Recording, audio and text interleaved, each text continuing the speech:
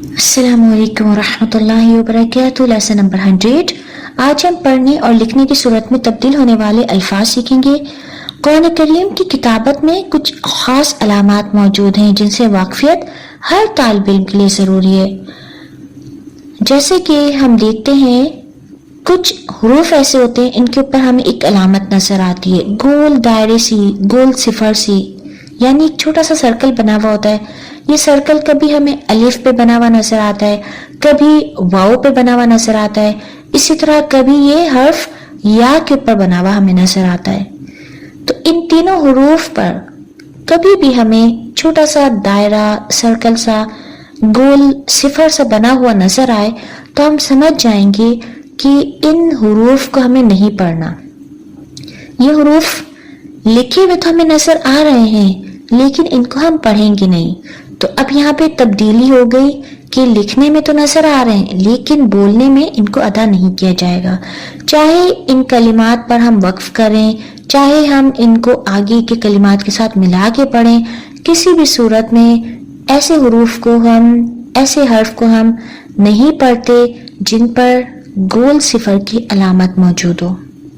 आज हम इसी की मशक करेंगे कि हमें लिखे हुए कैसे नजर आएंगे लेकिन हमें इनको अदा किस तरह करना है। औज़ु बिल्लाहि मिनश शैतानिर रजीम। बिस्मिल्लाहिर रहमानिर रहीम। अफ़इन। यहाँ पे अगर हम लिखने वाली सूरत देखें तो हमें हमजा ज़बर आ, फा ज़बर फा, उसके बाद हमजा जे ई और हर्फ या नजर आ रहा है। या के ऊपर जो ये गोल गोल सा हमें दायरा नजर आ रहा है ये साकिन की अलामत नहीं है बल्कि ये सिफर की अलामत है जिसकी अभी हमने बात की कि एक गोल छोटा सा दायरा सा बना हुआ नजर आता है। जिस हर्फ पर ये बना हुआ हो उसको हम नहीं पढ़ेंगे तो इस या की हम आवाज नहीं निकालेंगे क्योंकि इस या के ऊपर हमें गोल सिफर नजर आ रहा है। फिर हम क्या करेंगे, हमसे से ई को फौरन से नून साकिन के साथ मिला देंगे जल्दी से। अफ़इन।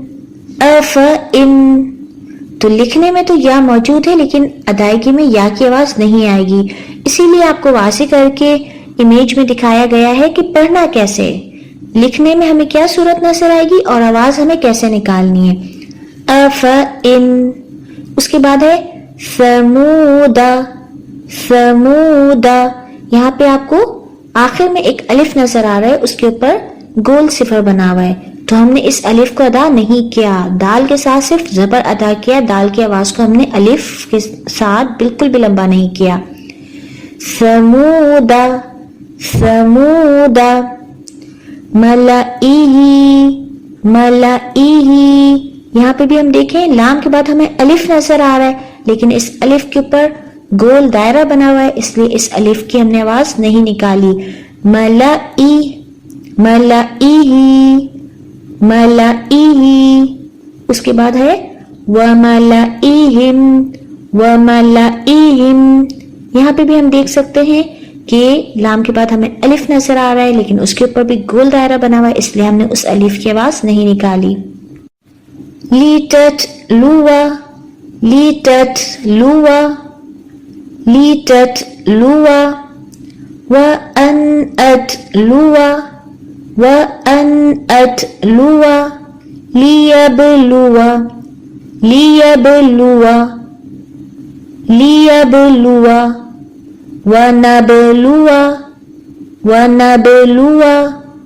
लन नदउआ। लन नदउआ। लियरबुआ। लियरबुआ। अभी हमने जितने भी कलिमात देखे उन सब के आखिर में हमें अलिफ लिखा हुआ नजर आ रहा है लेकिन इस अलिफ की आवाज हमने नहीं अदा की क्योंकि इन तमाम अलिफात पर हमें एक गोल दायरा नजर आ रहा है जिसके बारे में आज हमने जाना कि जिस भी अलिफ पर, वाव पे या पे ऐसा गोल दायरा बना हुआ हो तो हम उसको अदा नहीं करते।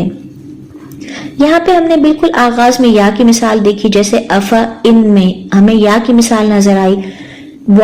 واو کی ہمیں یہاں پہ ابھی فی الحال کوئی مثال نظر نہیں آئی، لیکن واو کی بہت معروف مثال ہے قرآن کریم میں، اولئک۔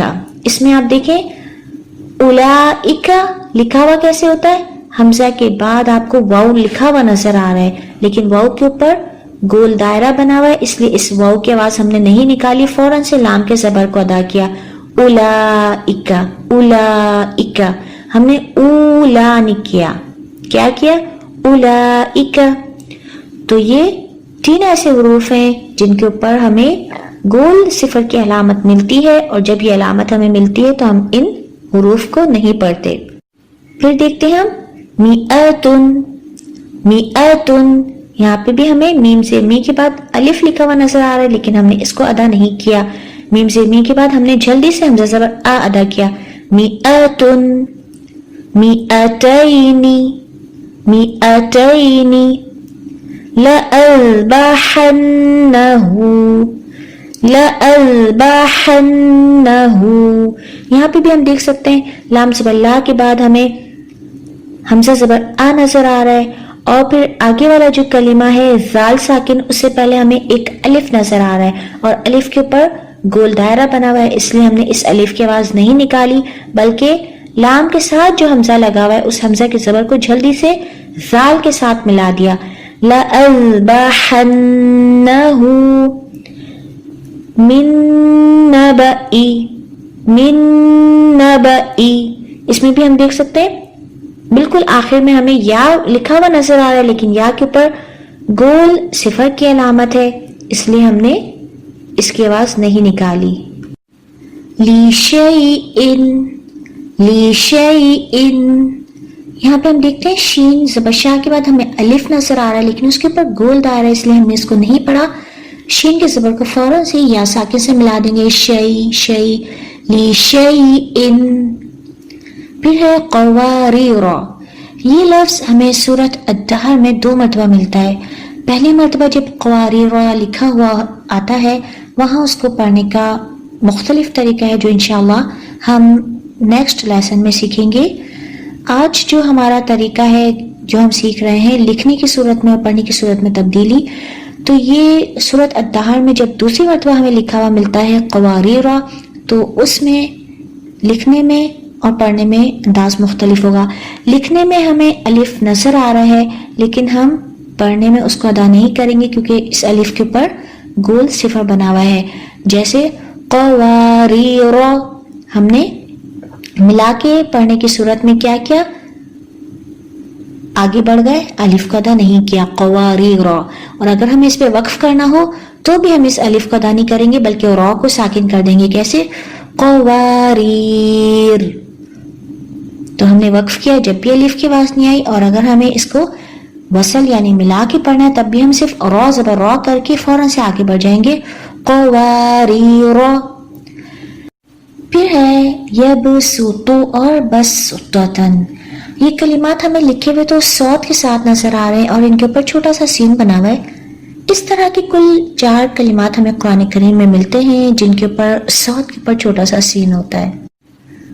2 تو کلمات ہمیں یہاں نظر آ رہے ہیں، اس کے علاوہ ایک کلمہ ہے المسیطرون جو ہمیں سورۃ الطور آیت نمبر 37 میں ملتا ہے، اور ایک کلمہ ہے بمسیطرن جو ہمیں سورۃ الغاشیہ میں ملتا ہے۔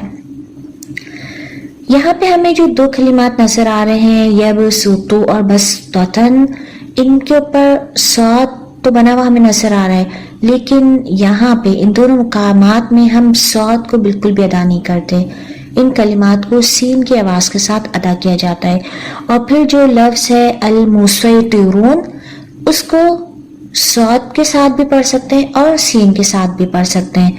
اور جو چوتھا ہمارے پاس کلمہ ہے بمسیطرن، اس کو صرف اور صرف صاد کے ساتھ پڑھا جاتا ہے، سین لکھا ہوا ہوتا ہے چھوٹا سا لیکن سین کی آواز نہیں نکالی جاتی۔ یہاں پہ ہمارے پاس صرف ان 2 کلمات کو لکھنے کی وجہ یہی ہے کہ ان کو لکھنے اور پڑھنے کی صورت میں مختلف کر دیا گیا ہے، لکھا ہوا صاد ہے لیکن ہم صرف اور صرف سین کی آواز کے ساتھ پڑھیں گے۔ باقی جو 2 کلمات ہیں، ایک کے بارے میں تو ہم نے دیکھا کہ اس میں صرف صاد ہی پڑھا جاتا ہے، اور دوسرے کو جیسے کہ ہم نے المسیطرون کی بات کی کہ اس کو سین بھی پڑھا جا سکتا ہے اور صاد کے ساتھ بھی پڑھا جا سکتا ہے، اس لیے اس کو ہم صاد بھی پڑھیں گے تو کوئی حرج نہیں ہے۔ تو ان کلمات کو ہمیں کیسے پڑھنا ہے؟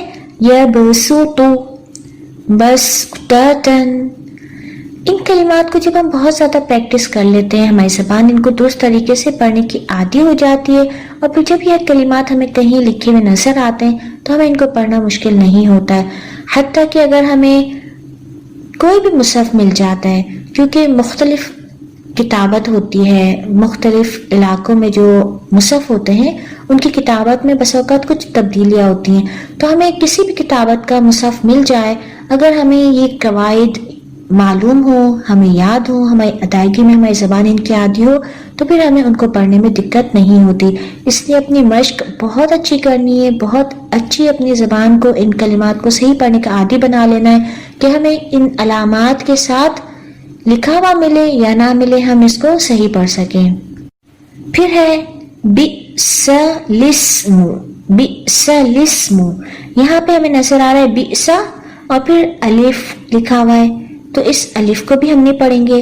لام کے نیچے جو زیر ہے، اس لام کی زیر کو ہم پڑھیں گے، اور لام کے فوراً بعد جو الف ہے اس کو بھی ہم نہیں پڑھتے، ہم لام کی زیر کو فوراً سے سین کے ساتھ ملا دیتے ہیں۔ بئس الاسم، بئس الاسم، او یعفو، او یعفو۔ ان کلمات کی بہت اچھے سے مشق کریں۔ والسلام علیکم ورحمۃ اللہ وبرکاتہ۔ To all my brothers and sisters, inshallah, we will be posting further videos as we get into the lessons.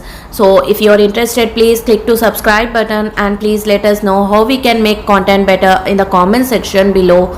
Also share the video as it is Sadaqah Jariyah to spread the knowledge.